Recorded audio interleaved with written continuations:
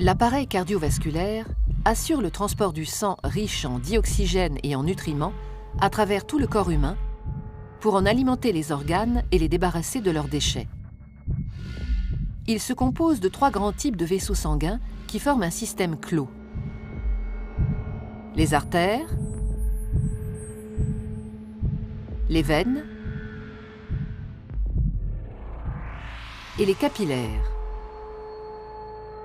Ces 3 types de vaisseaux composent un ensemble de 100 000 km de long à travers tout le corps.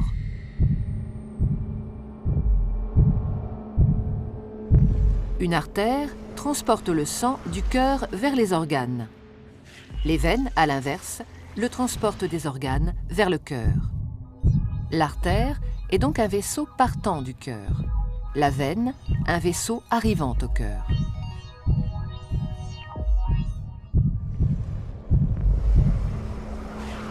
Tous les organes sont richement irrigués, c'est-à-dire qu'une multitude de petits vaisseaux sanguins les parcourent. Ce sont les capillaires.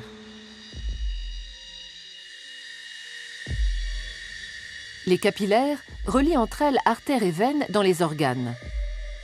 C'est donc au niveau de ces vaisseaux très fins que les échanges se font entre le sang qui apporte nutriments et dioxygène et les organes qui se débarrassent du dioxyde de carbone et des autres déchets. Plus un organe est actif, plus l'apport de sang et les échanges sont importants. Les échanges ne sont possibles que parce que le sang circule en permanence dans les vaisseaux en sens unique. Il est mis en mouvement par le cœur qui fonctionne comme une pompe. Ce moteur de la circulation sanguine est un muscle creux et cloisonné. À chaque contraction, il propulse du sang dans les artères. Le cœur possède 4 cavités avec un côté droit et un côté gauche, composés chacun d'une oreillette et d'un ventricule. Le côté droit reçoit le sang pauvre en dioxygène. Le côté gauche, au contraire, le sang enrichi en dioxygène après son passage au niveau des poumons. Chaque contraction le propulse dans les artères. Au cours d'un battement normal du cœur, le sang pauvre en dioxygène, renvoyé par les organes, pénètre dans l'oreillette droite par la veine cave.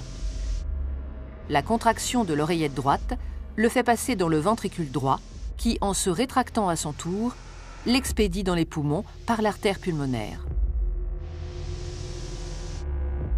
Après son passage dans les capillaires des alvéoles pulmonaires, le sang est enrichi en dioxygène et débarrassé de son dioxyde de carbone. Il revient alors dans l'oreillette gauche par les veines pulmonaires.